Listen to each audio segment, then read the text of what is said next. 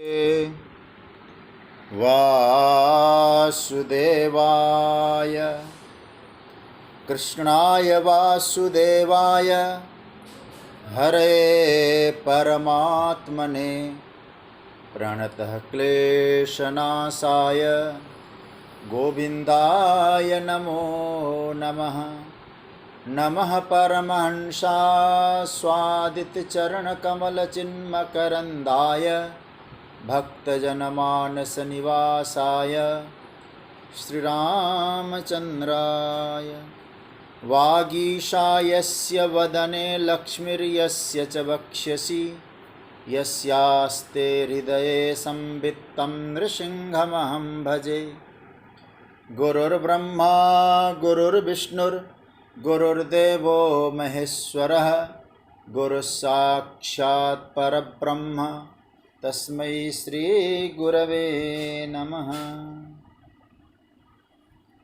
भगवत चरण कमलानुरागी सभी आत्मीय प्रिय प्रभु प्रेमीजन, पटना से जुड़े हुए पूज्यपाद स्वामी जी, मेरे पितृतुल्य पूज्य पांडे जी और सभी स्वाध्याय परिवार के स्नेहीजन, आप सभी को मेरा प्रणाम।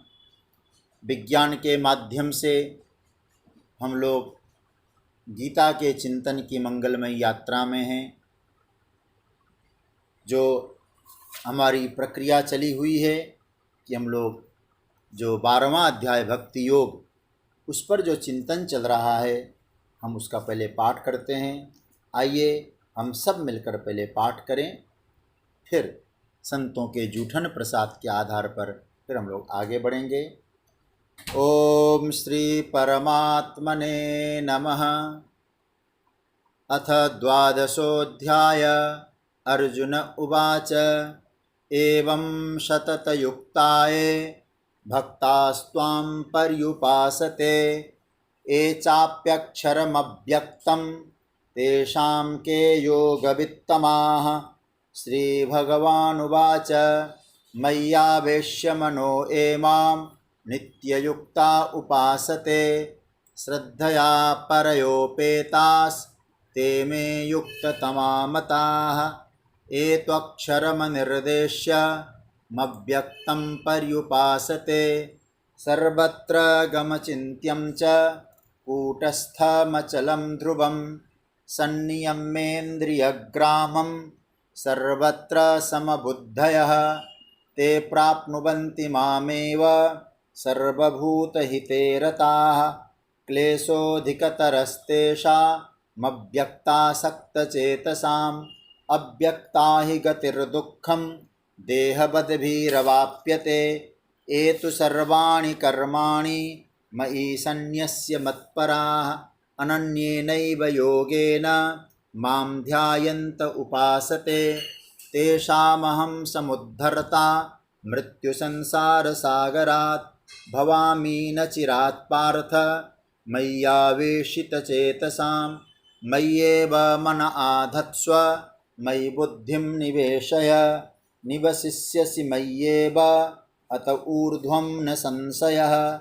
अथ चित्तं समाधातुं न शक्नोषि मयि स्थिरम् अभ्यासयोगेन ततो मामिच्छाप्तुं धनञ्जय। अभ्यासेऽप्यसमर्थोऽसि मत्कर्म परमो भव मदर्थमपि कर्माणि कुर्वन् सिद्धिमवाप्स्यसि। अथैतदप्यसक्तोषि कर्तुं मद्योगमाश्रितः सर्वकर्मफलत्यागं ततः कुरु यतात्मवान्। श्रेयो हि ज्ञानमभ्यासात् ज्ञानात् ध्यानं विशिष्यते ध्यानात् कर्मफलत्यागस्त्यागाच्छान्तिरनन्तरम्। अद्वेष्टा सर्वभूतानां मैत्रः करुण एव च निर्ममो निरहङ्कार समदुःखसुखक्षमी सन्तुष्टः सततं योगी यतात्मा दृढनिश्चयः। मय्यर्पितमनो बुद्धिर्यो मद्भक्तः समे प्रियः यस्मान्नो द्विजते लोको लोकानो द्विजते च यः। हर्षामर्षभयोद्वेगैर्मुक्तो मुक्तो यः स च मे प्रिय अनपेक्षः शुचिर्दक्ष उदासीनो गतव्यथः सर्वारंभ परित्यागी यो मद्भक्तः स मे प्रियः यो न हृष्यति न द्वेष्टि न शोचति न कांक्षति शुभाशुभ परित्यागी भक्तिमान् यः स मे प्रियः समः शत्रौ च मित्रे च तथा मानापमानयोः शीतोष्ण सुख दुःखेषु समः संगविवर्जितः तुल्यनिन्दास्तुतिर्मौनी संतुष्टो येन केनचित् अनिकेतः स्थिरमतिर्भक्तिमान् मे प्रियो नरः एतु धर्म्यामृतमिदं यथोक्तं पर्युपासते श्रद्दधाना मत्परमा भक्तास्तेतीव मे प्रियाः। ओम तत्सदिति श्रीमद्भगवद्गीतासूपनिषत्सु ब्रह्मविद्यायां योगशास्त्रे श्रीकृष्णार्जुनसंवादे भक्तियोगो नाम द्वादशोऽध्यायः। श्रीकृष्णार्पणमस्तु। नारायण। श्री हरे नमः।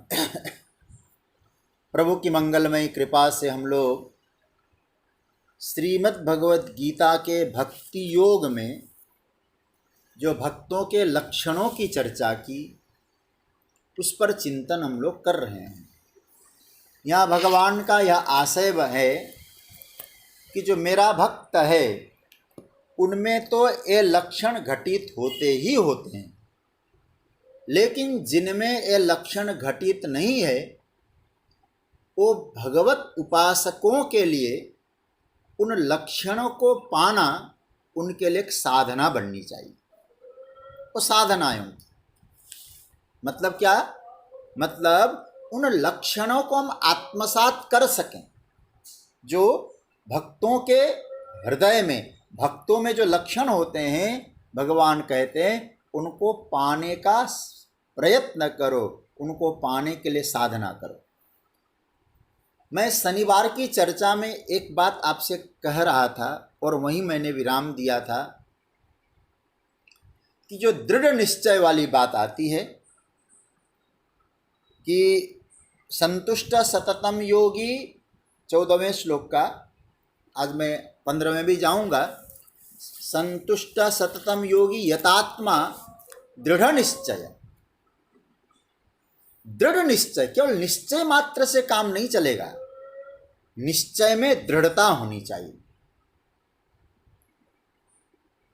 देखिए रामानुजाचार्य जी महाराज ने, मैंने उस दिन संकेत में कहा था, आज थोड़ा स्पष्ट कर दूं।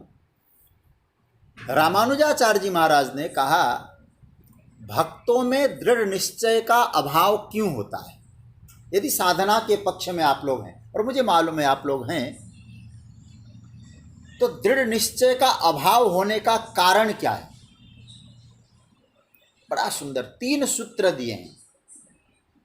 कौन कौन सा? पहला कहा उद्देश्यस्य दुर्लभत्वम। ध्यान से सुनिएगा। स्वदोषानुसंधानम और अन्य साधन साध्यत्वम। पहला बताया, जब साधक अपने उद्देश्य को दुर्लभ समझने लगता है, मतलब उस साधक को जहाँ पहुँचना है उस उद्देश्य को ही दुर्लभ समझता है। जैसे ये जो भगवान लक्षण बता रहे हैं, अद्वेष्टा सर्वभूतानां, जो लक्षण ठाकुर जी ने बताया, और हम पहले से समझ लें, वहाँ पहुँचना तो बहुत कठिन है, पहुँच नहीं पाएगा।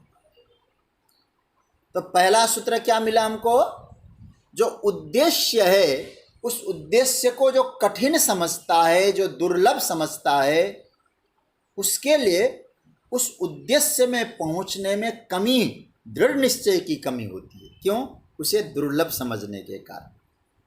यदि 100 किलोमीटर दूर चलना है तो 2 कदम चलेंगे तो 2 कदम का फासला तो कम हो ही गया ना।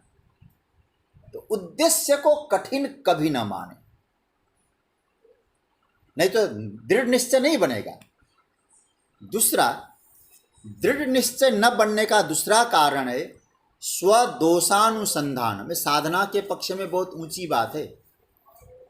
अपने दोषों का अनुसंधान करने से, ये बड़ा प्यारा मंत्र मुझे लगता है। अपने दोषों का अनुसंधान कैसे करना है, इसको थोड़ा सा समझना। देखिए, मतलब प्रायः हम लोगों में एक नियम बना है, महाराज मैं इतना पापी हूँ, मैं ऐसा हूँ, मैं वैसा हूँ, एक हम लोग कहते रहते हैं, पापो हम पाप कर्मा हम।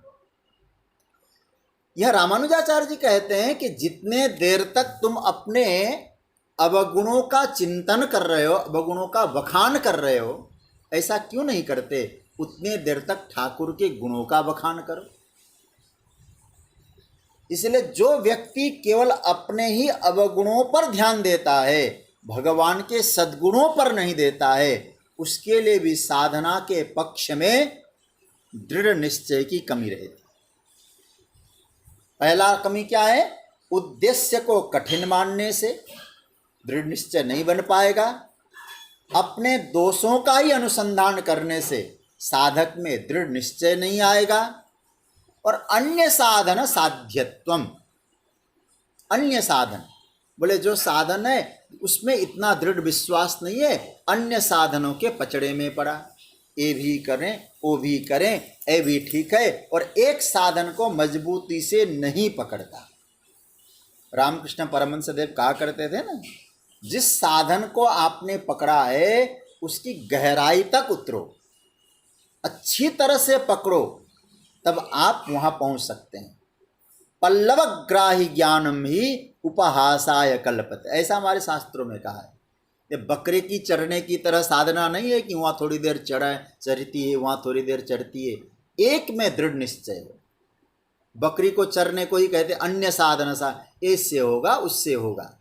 तो दृढ़ निश्चय का अर्थ हुआ ये तीन जीवन में नहीं होना चाहिए। और एक मैं कहूँ दृढ़ निश्चय का मतलब जहाँ विकल्प रहित निश्चय है, कोई ऑप्शंस नहीं है, मुझे ठाकुर जी तक पहुँचना है, इन गुणों को आत्मसात करना है।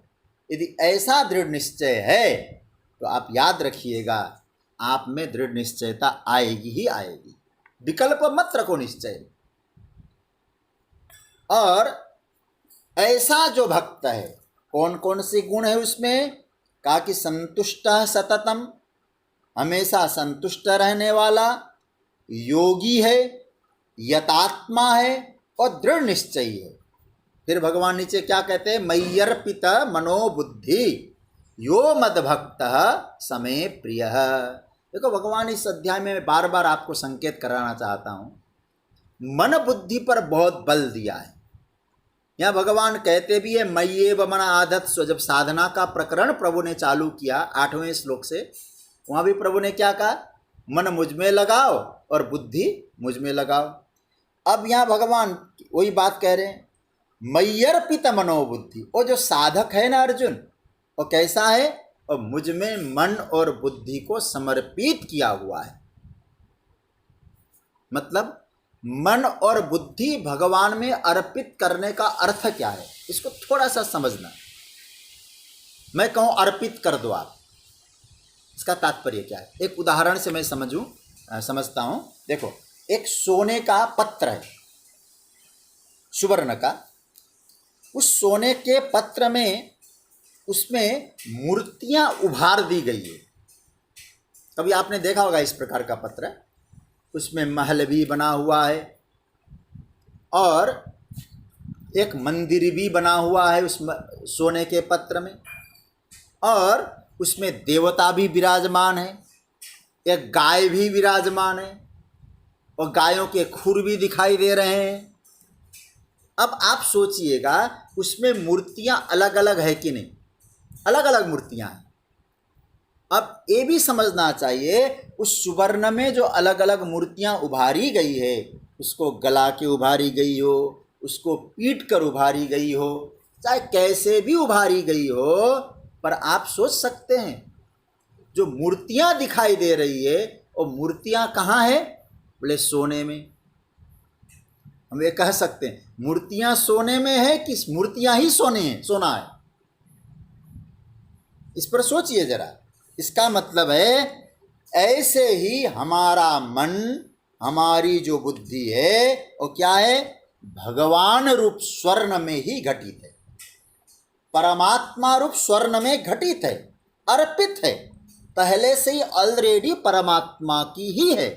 गलती से हमने अपनी मान ली, है भगवान की, लेकिन गलती क्या हो गई, जो परमात्मा की है उसको हमने अपना मान लिया। इसलिए अब आप मन बुद्धि को समर्पित करने के लिए, भगवान के लिए, आप फूल, चावल, पैसे, जल लेकर संकल्प करने बैठ जाओ। क्या संकल्प करो कि मैं अपने मन को और अपनी बुद्धि को भगवान को समर्पणम करिष्ये। ये करने की आवश्यकता ही नहीं, मतलब ये ऑलरेडी प्रभु का है। यह बोध है कि ये हमारा जो कुछ है ये भगवान का है, मेरा मन मेरी बुद्धि परमात्मा की है। हम चाहें तो भी हम अलग नहीं हो सकते।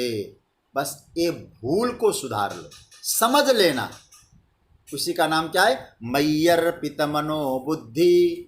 भगवान कहते ऐसा जो भक्त है, इन लक्षणों से युक्त होकर जिसने मन बुद्धि को मुझ में समर्पित कर दिया हो, अर्जुन, यो मद भक्त, वो मेरा भक्त है। मेरा भक्त मतलब क्या हुआ, मुझसे विभक्त नहीं, भक्त है तो मुझसे जुड़ा हुआ है, विभक्त नहीं है। फिर महाराज वो यदि भक्त है आपका, आप उसके बारे में क्या कहना चाहते हैं, आपका कमेंट क्या है? भगवान कहते मैं प्रिय है, वो भक्त मुझे बहुत प्रिय है। कैसा होना चाहिए, जो ऊपर जो भगवान ने 13वें श्लोक से जो लक्षणों की गिनती की है, वो लक्षण जिनमें हो, कौन कौन से, अद्वेष्टा सर्वभूतानां, मैत्रः, करुण, निर्ममः, निरहंकार, समदुःख सुख, क्षमी, संतुष्ट सततम, योगी, यतात्मा, दृढ़ निश्चय। इन लक्षणों से युक्त उसने क्या किया, अपने मन को और अपनी बुद्धि को मुझ में समर्पित किया है। उसको क्या प्रमाण पत्र है, यो मद भक्त समे प्रिय, ओ मुझे प्रिय है। देखो भाई, एक बात समझ लेना, यहाँ हम भगवान को तो प्रिय मानते हैं ना, हमारे ठाकुर जी बहुत प्यारे हैं, लेकिन आप सोचिए भगवान कहते ओ मेरा प्यारा है। ये कोई छोटी मोटी बात नहीं है। भरत सरिस को राम सनेहु, जग जप राम राम जप जे। भरत के समान कौन होगा? संसार राम का नाम जप करता है, राम भरत को जपते हैं। संसार के लोग प्रभु को प्रिय समझते हैं, और परमात्मा कहते यो मद्भक्त समे प्रिय, अर्जुन तो मुझे बहुत प्रिय है। ये 2 श्लोकों को हम लोगों ने कई दिन तक चिंतन किया। अब इसी में अटके रहेंगे तो काम नहीं बनेगा। तो आइए एक श्लोक और देखते हैं। ये पढ़ा 15वां श्लोक, मैं पाठ करूं, मेरे साथ बोलिएगा, फिर इसकी चर्चा करेंगे। यस्मान्नो द्विजते लोको,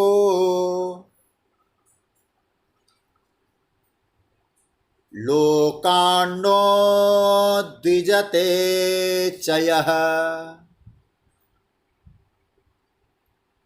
हर्षामर्ष भयोद्वेगैर् मुक्तो यः स च मे प्रियः। इसका पहले अन्वय देख लेते हैं। यस्मात् लोकः न उद्विजते च यः लोकात् न उद्विजते च यः हर्ष अमर्ष भयः उद्वेगैः मुक्तः स मे प्रियः। देखो इसके लक्षण कितने सुंदर है।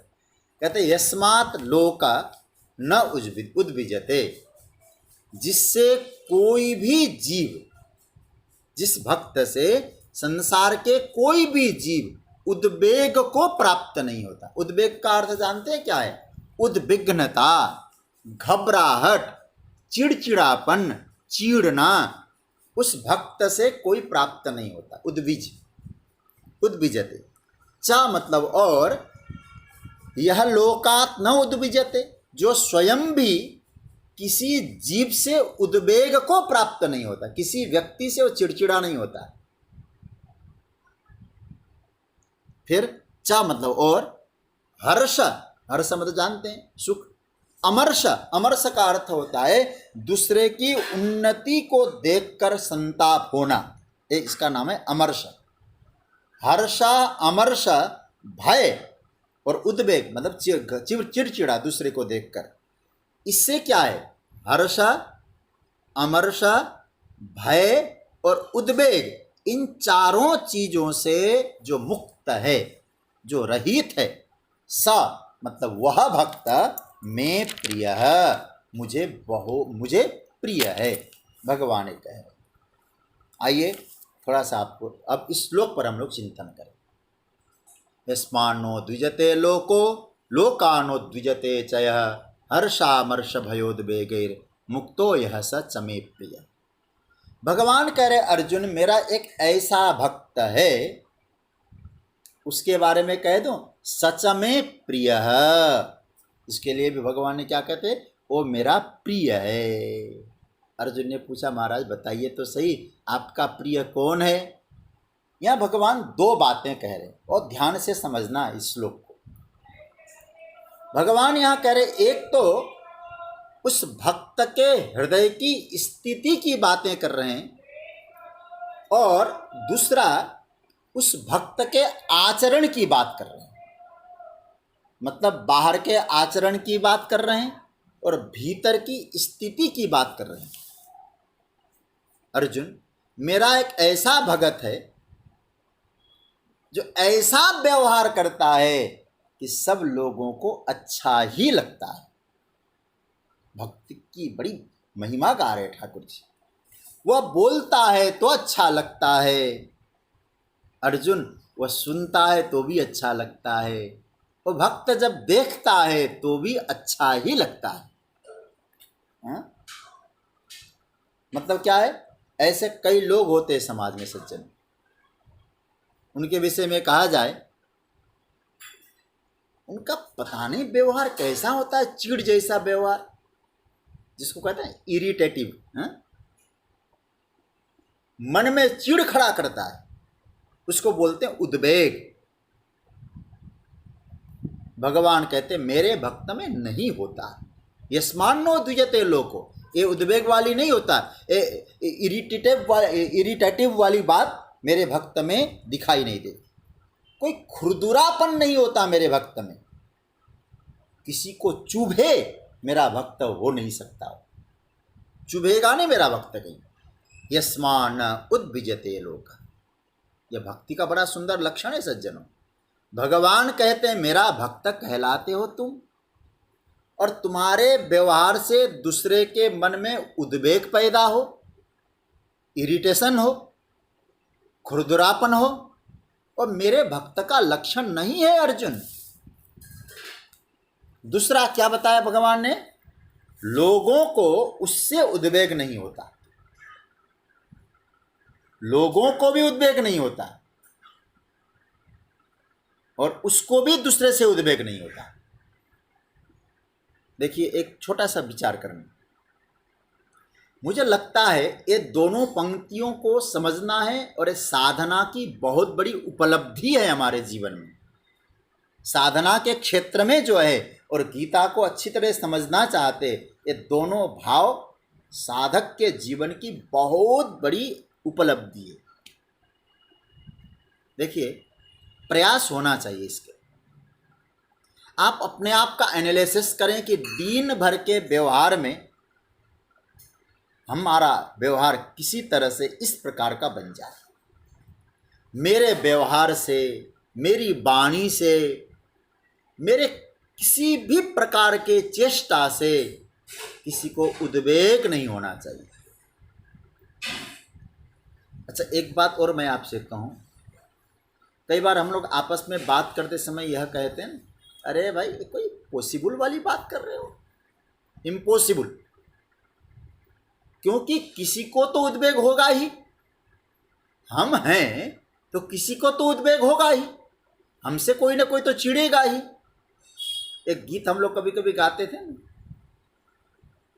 कुछ तो लोग कहेंगे, लोगों का काम है कहना। हा? आप जरा सोचिए, यदि आप सच्चे साधक हैं, वास्तव में भजन कर रहे हैं और गीता को समझना चाहते हैं, तो ध्यान देना होगा, यह पंक्ति कभी भी अपने लिए प्रयोग मत करिए। अपने लिए प्रयोग करने वाली पंक्ति नहीं है यदि भक्ति है तो, क्योंकि इससे हम उसको पाने की जो कोशिश कर रहे हैं ना, और निश्चित बात है वो हमारी कोशिश छूट जाएगी, फिर हम प्रयास शून्य हो जाएंगे यदि इस प्रकार की धारणा हम लोग बना लेते हैं। हम कभी कभी एक भाव भी और रखते हैं मन में कि लोगों को यदि उद्वेग हो रहा है, चिढ़ रहे मुझसे, तो उनके कारण। लोगों को यदि मेरे कारण परेशानी हो रही है, ये उनकी गलती है, मेरी तो इसमें कोई गलती है ही नहीं। ये मुझे लगता है ये सबसे बड़ा काम क्या कर रहे हैं, हम अपने आप को बहुत बड़ा प्रमाण पत्र दे रहे हैं, सर्टिफिकेट दे रहे हैं, स्वयं को स्वयं के द्वारा प्रमाण पत्र दिया जा रहा है। हम तो कहीं उनका काम है, उनका काम है, करने दो, मेरी कोई गलती नहीं इसमें। याद रखना, वो भक्त नहीं करता कभी। यह भाव रखने की बजाय भाव यह रखना चाहिए कि भाई यह भी संसार का एक सच है कि उद्वेग अपने संस्कारों के कारण होता है, यह ठीक है, जिसके संस्कार है उस पर उद्वेग होता है, परंतु यह भी एक सच है धरती का, क्या कुछ लोग हैं जो प्राय सभी को प्रिय भी लगते हैं, कुछ लोग हैं ऐसा। इसलिए मैं एक बात कह रहा हूँ यहाँ, मैं प्रायः सभी को प्रिय लगते हैं। जो प्रायः शब्द जोड़ रहा हूँ तो आप समझ रहे होंगे, प्रायः क्या क्या, उनकी विनम्रता, उनका सेवा भाव, उनकी निरभिमानता, मतलब यह है कि कुछ तो बात है जो समाज में कोई ऐसा भी होता है जिसे लोग मान देते हैं, प्रेम करते हैं। हाँ, तो क्या सभी के अनुकूल होता होगा? होता है अनुकूल। आप कहेंगे तो आप गलत बोल रहे हो। एक छोटी सी बात आपसे कहूं, क्योंकि उसने ऐसे गुणों को धारण किया है और धारण करना पड़ता है। कैसे? जैसे विनम्रता गुण है, वो विनम्रता सबको प्यारा लगता है। मैं विनम्र नहीं हूं, लेकिन कोई विनम्र है तो विनम्रता मुझे अच्छा लगता है, विनम्रता अच्छी लगती है मुझे वो गुण। सेवा ये सभी को प्रिय है, अनुशासन में रहना, संयम में रहना, ये सभी को प्रिय है। ये तो आप जानते होंगे, असंयमी व्यक्ति भी संयम की सराहना तो करेगा ही करेगा। मतलब क्या हुआ? कोई चीज है जो सबको प्रिय है, मतलब ये जो गिनाए गए, इनको तो प्रिय है, इनको अप्रिय है, ऐसा कभी मत समझना। जो प्रिय होता है प्रिय ही होता है। जैसे देखिए, चोरी करते हैं लोग, एक उदाहरण देता हूं मैं। 4 चोरों ने मिलकर चोरी की। चोरी की गई जो सामग्री है, जो सामान है, उन्होंने एकत्रित किया, और एकत्रित करने के बाद चोर आपस में क्या कहने लगे, भैया सही सही बांटना, नीति से बांटना, सच में काम करना। अब आप सोचिए, चोरी करना तो नीति नहीं है, अनीति से चोरी करने के बावजूद चोर भी चाह क्या रहे हैं? नीति। तो नीति प्रिय है कि नहीं सबको? अब दूसरी बात, एक पिता दिन में 10 बार अपने बेटे से झूठ बोलता होगा, लेकिन ऐसा कोई पिता होगा जो सोचता होगा बेटा भी मुझसे झूठ बोले? अपेक्षा करता है क्या? वो पिता चाहता है कि बेटा मुझसे सच बोले। तो इसका मतलब क्या है? इसका मतलब ये कि ये जो चीज़ें हैं ये सबको भाते हैं, वस्तुएं भाती हैं। और भक्त क्या चाहता है? बोले ये जो सार्वजनीन चीजें हैं उसे मुझे धारण करना है, ये सद्गुण मुझे धारण करना है, क्योंकि ये सबको प्रिय है, तो प्रभु को भी प्रिय है। और प्रभु तो पहले कह चुके हैं, निर्मल मन जन सो मोहि पावा। और सज्जन दूसरी बात, शायद आप इसको पकड़ लिए होंगे, पकड़ में आया होगा आपको। मतलब ये क्या है? ये सार्वजनीन मूल्य है। आप थोड़ा सा पकड़ना इस बात को, थोड़ा समझने में कठिन लग सकता है।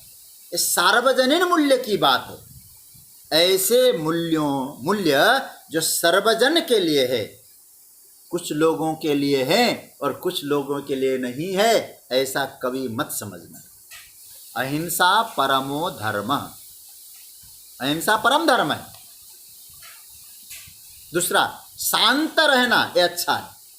प्रेमी भाव, शांत भाव, मतलब क्या है? इन सब जो सद्गुण है, इन सद्गुणों को हम अपने जीवन में एग्जाम्पल बनाएं। और ये मत कहें अरे भाई ये लोग तो बोलते रहते हैं, बोलने दो ना इनको। याद रखना, ऐसा व्यक्ति अपने जीवन में सुधार के लिए कोई प्रयास नहीं करेगा, वहाँ सुधार की गुंजाइश नहीं होगी फिर। इसलिए मैं फिर कहूँगा, साधक को हमेशा एग्जाम्पल सही चुनने चाहिए, उदाहरण सही चुनने चाहिए। ध्यान देना, यह प्रयास यह होनी चाहिए व्यक्ति के जीवन में कि हम लोगों को कम से कम उद्वेग हो, हमसे कम से कम लोगों को उद्वेग। पर पहली बात तो उद्वेग दें ही नहीं। मैं क्या बताऊं, भगवान का अवतार क्यों हुआ? श्रीमद् भागवत में आया, मर्त्यावतारस्त्वमर्त्य शिक्षणम। जब 9वें स्कंद में राम जी का चरित्र आता है, वहाँ श्री सुखदेव जी कहते हैं, मर्त्यावतारस्त्वमर्त्य शिक्षणम। भगवान ने जो लक्षण बताए हैं अच्छे, उन लक्षणों को धारण करके भगवान एग्जाम्पल प्रस्तुत करते हैं। मर्त्य शिक्षण के लिए, मनुष्य को शिक्षा देने के लिए भगवान आए हैं। क्या देखो, जब परमात्मा मनुष्य बन के आए तो ऐसा वर्णन आप पढ़ते होंगे, आप जानते होंगे, भगवान राम ने जिसको मारा, आपको शायद अच्छा लगेगा, वह जिसको मारा वह भी राम से प्रेम करता था, वह भी प्रभु से प्रेम करता था। देखिए, राम का विरोध हुआ है ऐसी बात नहीं है।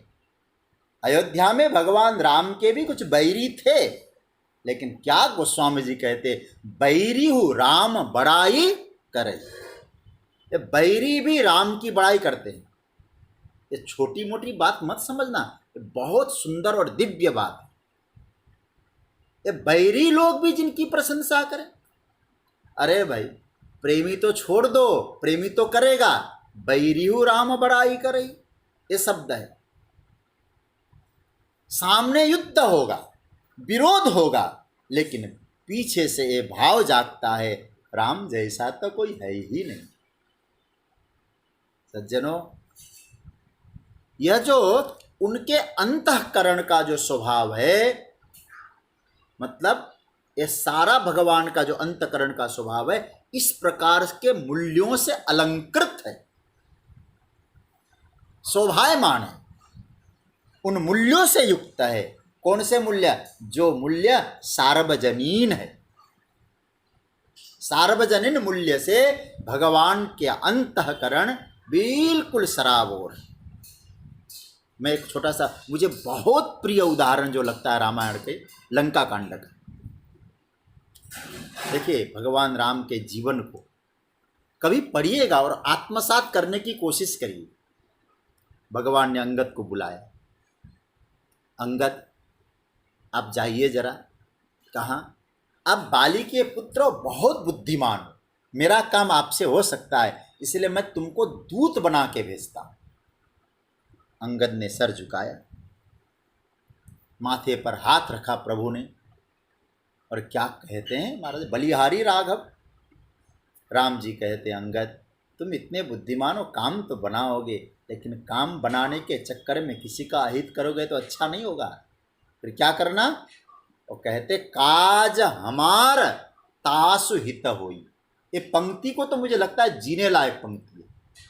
काज हमार, मेरा काम बन जाए, लेकिन रावण का अहित नहीं होना चाहिए, रावण का हित होना चाहिए।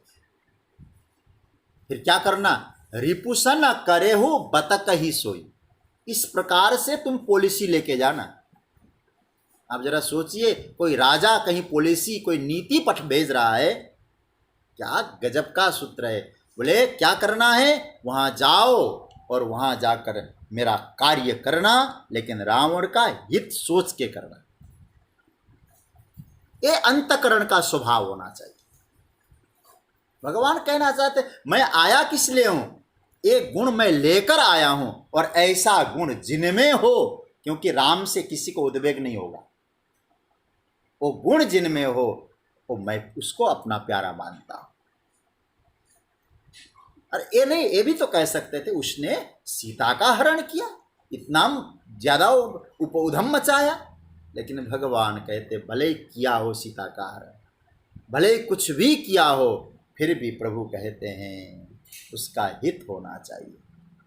यदि आप भक्त है तो महाराज टिट फॉर टेट वाली बात मत करो, सठे साठ्यम समाचरित वाली बात किसी औरों को करने दो।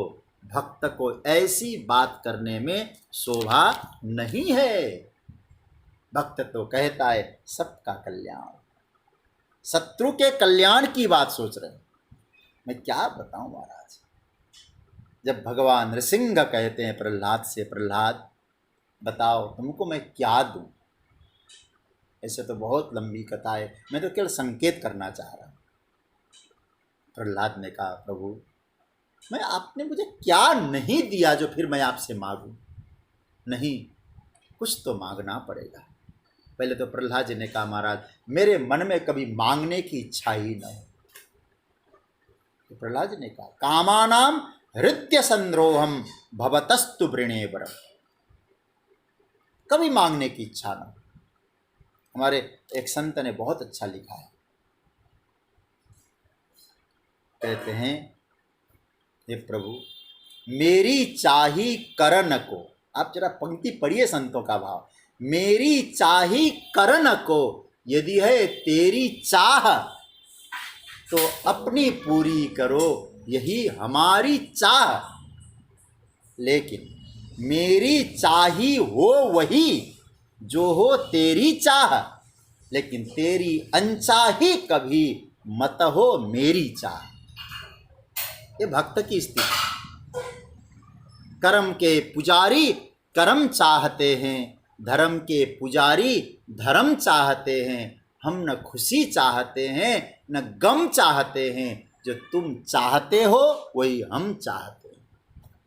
प्रहलाद कहते महाराज मुझे कुछ नहीं चाहिए। बार बार प्रभु ने आग्रह किया, और आप जानते हैं अंत में प्रहलाद जी क्या कहते हैं? भगवान माने नहीं, आज तो कुछ मांगे बिना तो मैं निकलूंगा नहीं यहाँ से, कुछ मांगो प्रहलाद। तो प्रहलाद कहते हे भगवान ये मेरे पिता का शरीर यहाँ पड़ा है, आप कृपा कर सकते हैं तो कृपया मेरे पिता की सदगति हो जाए। क्या बोले हैं? तस्मात् पिता में पूयेत दुरंतात दुस्तरा दधा। मेरे पिता की सदगति हो जाए। भक्त का भाव समझ रहे हैं? किसी को किसी के प्रति चीड़ नहीं है उनको, भले उन्होंने अत्याचार किया हो, इनका कल्याण होना चाहिए, रावण का हित होना चाहिए। और वहां उस समय मेरे नृसिंह भगवान दोनों हाथ खड़ा करके इतनी बड़ी प्रतिज्ञा की है। आप उस प्रतिज्ञा को सुन ले, प्रभु ने क्या कहा है। तुम कहते हो तुम्हारे पिता की सदगति,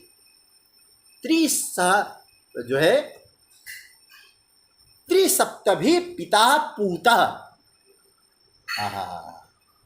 त्रिसप्तभी, त्रि मतलब 3, सप्तभी मतलब 7, 7 × 21। नृसिंह भगवान कहते प्रहलाद जिस वंश में तुम आए हो तुम्हारे जैसे न किसी के प्रति उद्वेग पैदा करता हो, न किसी से उद्वेगित होता हो, और ऐसे वंश की तुम कहते हो उद्धार करने की बात, 21 पीढ़ी मैं तार दूंगा। 21 पीढ़ी को तारने की बात कह रहे हैं।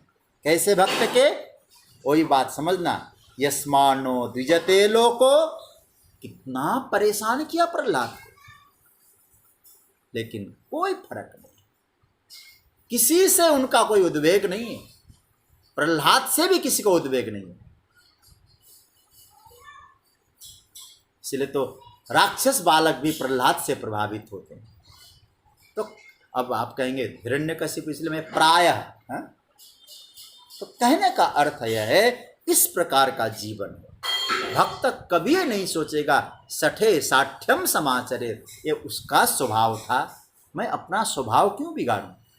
उसने मेरे लिए अहित सोचा होगा, लेकिन उसने अहित सोचा और मैं भी अहित सोचूं, तो उसके स्वभाव में और मेरे स्वभाव में अंतर क्या रह गया। तुम जफा करते रहे मैं वफा करता रहा, कोई हर्ज नहीं। तुम जफा करते रहे मैं वफा करता रहा, कोई हर्ज नहीं। अपना अपना फर्ज अदा करता रहा। तुम अपना फर्ज अदा करते रहे, मैं अपना फर्ज अदा करता रहा। भगवान कहते हैं ऐसा जीवन। राम युद्ध भी करते हैं, इसके बावजूद लोगों को उनसे उद्वेग नहीं होता है। मारते हैं भगवान सीधा बाणों से, फिर भी लोग राम की बड़ाई करते हैं। मैं तो ये देखता हूँ, वह कभी सोचना राम जी के चरित्र को पढ़ना। वाल्मीकि जी कहते हैं राम जी जो वस्त्र भी पहनते हैं ना वनवास के समय, 2 कपड़े पहनते हैं, एक ऊपर ऐसा और नीचे एक, 2 कपड़े पहनते हैं। तो वाल्मीकि जी कहते हैं बहुत तरीके से पहनते हैं, तरीके से पहनते हैं महाराज। और महाराज 2 कपड़ों में उनकी क्या सौंदर्यता, क्या सुंदरता दिखाई देती है। मतलब कैसी सुंदरता? मर्यादित सुंदरता दिखाई देती है। घुंघराले बाल तो है ही उनके, उनकी तो शोभा ही है, लेकिन जब भगवान उन घुंघराले बालों के ऊपर जब जटा तैयार करते हैं ना, बहुत खूबसूरती से जब जटा बनाते हैं महाराज, उन जटाओं में सौंदर्य प्रकट होने लगता है। मतलब मर्यादित खूबसूरती भगवान राम। मुझे लगता है भगवान का अवतार हम सबको समझाने के लिए तो हुआ है। उन सिद्धांतों को समझने का हमें प्रयास करना चाहिए। क्या भगवान कहना चाहते हैं? यस्मान नो द्विजते लोको, तुमसे कोई उद्विग्न न बने और तुम उनसे उद्विग्न न बनो। ठीक है, आगे और चर्चा मैं करूंगा। एक बात और कहूँ, जो वेदांत के साधक हैं, जो वेदांत का अध्ययन करते हैं, या मुझे मालूम है बहुत सारे लोग वेदांत पर बहुत रुचि रखते हैं, उनके लिए मैं एक चीज़ बताना चाहता हूँ, ये उद्वेग कैसे होता है। देखो, बार बार मैंने कहा भगवान ने इस 12वें अध्याय में मई शब्द का बहुत प्रयोग किया। थोड़ा गंभीर होकर सुनना, मई शब्द। और यदि हम उसको सगुण साकार की उपासना में मई शब्द को ले जाते हैं तो क्या अर्थ बनेगा? विश्वरूपे रामे कृष्णे, राम कृष्ण विश्वरूप, ये अर्थ बनेगा यदि उस मई शब्द को हम सगुण साकार में ले जाते हैं। यदि वेदांत के अनुसार अर्थ करें, निरुपाधिक रूप में अर्थ करें, तो मई शब्द का अर्थ होता है चेतन ब्रह्म। क्या बताया? चेतन ब्रह्म। मतलब क्या हुआ? और ब्रह्म क्या है? चेतन क्या है? सर्वाधार है, सर्वाधिष्ठान है। और सर्वाधार सर्वाधिष्ठान होने के नाते आप जानते हैं ना इस बात को, तो अधिष्ठान को आश्रय का कभी उद्वेग नहीं होता है। वेदांत का आप सिद्धांत समझना। जैसे अधिष्ठान मैं बार बार कहा करता हूँ, जैसे मेरे हाथ है, ये अधिष्ठान है, और हाथ के ऊपर एक गीता का पुस्तक है, ये अध्यास है। तो अब हाथ को मतलब अधिष्ठान को अध्यस्त से, अध्यास से कोई फर्क नहीं पड़ता, उद्वेग नहीं होता, ये तो ठीक है। तो क्या हुआ? मतलब अधिष्ठान परमात्मा ऐसा है जिसके ऊपर अध्यास है जगत। ठीक है, ये आप लोग पकड़ लेंगे। अतः अध्यास का प्रभाव अधिष्ठान पर कभी होता ही नहीं। फिर जगत का उद्वेग कैसे होगा वहाँ, यदि वेदांत के अनुसार देखें तो जैसे सर्प का प्रभाव क्या रस्सी पर होगा? यदि आपको रस्सी में सर्प दिखाई दे रहा है तो सर्प हो गया अध्यास और रस्सी हो गई अधिष्ठान। तो क्या सर्प का अध्यास का प्रभाव अधिष्ठान रस्सी में पड़ेगा क्या? नहीं हो सकता है, क्योंकि सर्प तो भ्रम है। अतः अध्यास का प्रभाव अधिष्ठान पर नहीं हो सकता। इसलिए जो वेदांत अर्थात ब्रह्मानुभूत जो कर चुके हैं उनके जीवन में लोगों से उनको उद्वेग नहीं होता। निरुपाधिक उपासना के आधार पर मई शब्द का अर्थ यदि चेतन ब्रह्म करेंगे तो आपको इस श्लोक का अर्थ करने में कोई दिक्कत नहीं आनी चाहिए। अधिष्ठान को अध्यस्त से कभी तकलीफ हुई नहीं है और अध्यास को अधिष्ठान से भी तकलीफ नहीं। अधिष्ठान तो हमेशा अध्यास को आधार दे ही रहा है। वेदांत के अनुसार अर्थ करेंगे तो निकलेगा। ध्यान देना, यही महिमा, अब आइए, यही महिमा जब अंतकरण में आती है, यही महिमा जो ब्रह्म की महिमा है हमारे अंतकरण में आ गई, तब वह व्यवहार के संबंध में एक जीवन में नीति बन जाती है। व्यवहार के संबंध में एक अनुशासन बन जाता है उसके जीवन में। नहीं, किसी से उद्वेग नहीं होना है, चिढ़ना नहीं है, है? हमारे व्यवहार को परखना पड़ता है। और ध्यान देना, हमारे व्यवहार से भरसक हम लोग 10% यदि अचीव कर सकें, प्राप्त कर सकें, 20% प्राप्त कर सकें, 50% प्राप्त करें, 90% प्राप्त करें कि हमारे द्वारा किसी को उद्वेग न हो, कोई चिढ़ न हो, कोई घबराहट न हो। अगर कोई रह जाता है, प्रयास तो करना पड़ेगा, अगर कोई रह जाता है, 10% रह जाता है, हमारी कोशिश रहनी चाहिए उस 10% को मैं 5% तक बदल दूं। यही तो धीरे धीरे साधना बननी चाहिए। समझ रहे हैं? यस्मान्नो द्विजते लोक। अब दूसरा वाक्य क्या है? लोकान न उद्विजते चया। यह दूसरी साधना है, बहुत बढ़िया है। इसे सावधानी से देखिएगा सज्जनों। लोगों को मुझसे कोई उद्वेग न हो, यह क्या है? यह कौन सी साधना है?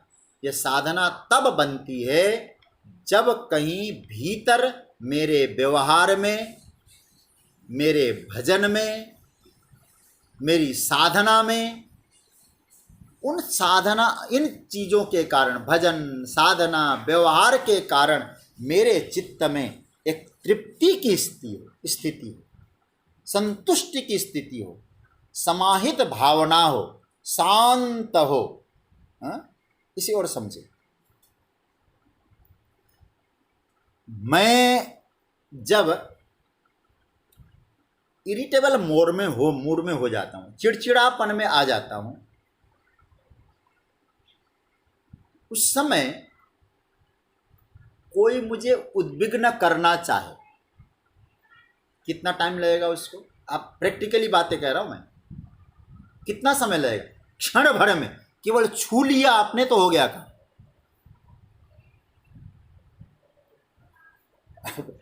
एक मैं कभी कभी कथा में कहा करता हूं, कोई व्यक्ति ऑफिस में गया और ऑफिस में गया तो उसको कहीं चोटें आ गई। मैं शारीरिक चोट की बात नहीं कर रहा हूँ, कहीं जॉब कर रहा था, उसको कहीं चोटें आ गई। कौन सी चोटें? बॉस ने उनको डांटा, नीचे वाले कर्मचारी ने उसकी अवज्ञा कर दी। ये चोटें कह रहा हूँ मैं। ये सब चोटें उसको मिली और वहाँ वो लौटा। अब दिमाग में क्या है, खिचिर पिचिर चल रहा है। अब वहाँ से आया है। और मैं क्या करता हूँ, सज्जन जब घर में जाते हैं ना, उनके मैं विनोद में क्या करता हूँ, जब घर में पहुँचते हैं उनके पीठ में एक बोर्ड लगा देना चाहिए। क्या जानते हैं, अत्यंत ज्वलनशील। क्योंकि वो सब हो चुका है, वहाँ से आए हैं और ज्वलनशील है अब। क्योंकि उस समय यदि उनका बच्चा भी सामने आ जाए और छोटी सी बात कोई बोल दे, महाराज मार देंगे, थप्पड़ जड़ देंगे। अब बताइए जरा, इसका कारण क्या हुआ? इसका कारण दुनिया शत्रु बन बैठी। ऐसा तो आप कहेंगे, नहीं, यह दुनिया के कारण नहीं हुआ है, अपने कारण हुआ है। ऐसे लोगों को कहीं खुजली करो ना, ऐसे भड़क जाते हैं महाराज। अब जिस बच्चे को देखकर फटकार रहे थे, डांट रहे थे, और रात में सो गया बच्चा। अनुभव आप लोगों ने कई बार किया होगा, सो गया बच्चा। अब क्या होता है, रात में वो व्यक्ति भी सो गए, और सोने से तो काफ़ी हद तक काम बन जाता है। बच्चा सो गया, बाप सो गए, सुबह उठा वो बच्चा, और महाराज शायद कल उस बच्चे ने जितनी शैतानी नहीं की होगी, आज उससे ज़्यादा शैतानी करने लगा। आप थोड़ा सा सोचना, कल उसको मार रहा था, आज वही क्या कह रहा है, अरे बेटा यह तो शैतान हो गया, मुस्कुराते हुए। प्यार होता है उसको, उस बच्चे के ऊपर। शैतान हो गया ना बेटा, शैतानी करता है तू। उस समय कोई चीज भी गिरा दे ना, वो उसको गुस्सा नहीं आता है। बच्चा है ना, ठीक है, कहाँ गया था कल भाई तू, तेरा वो भाव। इस समय उसको उद्वेग क्यों नहीं हो रहा है जो कल उद्वेग था? मैं आपसे क्या कहना चाह रहा हूं, मैं जो बात आपसे निवेदन करना चाह रहा हूं, वह बात यह है सज्जनों, ये जो उद्वेग है, ये कभी भी बाहरी कंडीशन का मामला है ही नहीं। इसलिए भगवान बार बार कह रहे, मन बुद्धि समर्पित करो, अपने को देखो, स्वभाव परिवर्तन करो। ये भीतरी मूड वाली बात है जी, बाहरी तो चीज है ही नहीं। मुझे उद्वेग न होवे, इसका हेतु बाहर की परिस्थिति नहीं है, वो मेरे भीतर की मनस्थिति है। आदमी का सुबह सुबह जगा हो, ध्यान से सुनना मेरी बात, सुबह सुबह जगा हो, भगवान में बैठा, भगवान के चरणों में बैठा, उसका ध्यान लगा हो, कुछ अच्छा पाठ किया हो, थोड़ी देर सत्संग किया हो, गुरु मंत्र का जप किया हो, ध्यान देना, उसका प्रभाव जानते क्या होगा? लोग कहते क्या होगा इससे? ऐसी चीजों को कभी कभी इस प्रकार का साधक इग्नोर कर देता है। जिसका ध्यान लगता है, भजन करता हो, अरे छोड़ो ना भाई, ये सब होता रहेगा, दुनिया तो ऐसी ही है। लेकिन ये उम्मीद हर समय मत करना। लेकिन भगवान कहते हैं जो मेरा भक्त है अर्जुन, उसमें हर समय ये भाव बना रहता है। मतलब क्या होता है? भगवान यहां कह रहे हैं अर्जुन, इस प्रकार के उसके जीवन मूल्य होते हैं, जो हृदय का जो स्वभाव है ऐसा बना के रखता है। या भगवान क्या आदेश देते हैं? मेरे भक्त के प्रत्येक व्यवहार में मुलायमपना होता है, हृदय का मुलायमपना। तो मुलायम में यादव मत समझ लेना, वो तो मुलायम नहीं है, तो मुलायमपना बना रहता है उसके बोलने में, उसके चलने में, उसकी जो खूबसूरती है ना अर्जुन, ये शाश्वत जीवन मूल्य की छवि उसमें दिखाई देती है। एक सार्वजनीन मूल्य की झांकी उसमें दिखाई देती है। कौन कौन सी? जैसे पहले कहा ना, निरभिमानिता, विनम्रता, सत्य, सेवा, ये सब इसे खूब मनन करिएगा। वो क्या चीज है जो लोगों को उद्विग्न नहीं करती, लोगों का प्रेम जीत रहा है? वो कौन सी चीज है उसके पास? ये भगवान चाहते हैं मेरा भक्त इस प्रकार के जो सार्वजनीन मूल्य है, ये निरभिमानिता, ये सब अपने जीवन में धारण करे, अद्वेष्टा सर्वभूतानाम से धारण करता रहे, तो क्या होगा? भगवान कहते वो निश्चित रूप से मेरा प्रिय हो जाएगा। लेकिन एक बात मैं आपसे कहूं, उसके अंतकरण में इतनी गहरी शांति होनी चाहिए, और वो शांति बिना साधना के नहीं हो सकती, नहीं हो सकती बिना साधना के। करना तो पड़ेगा। दो चीजें चाहिए उसके लिए।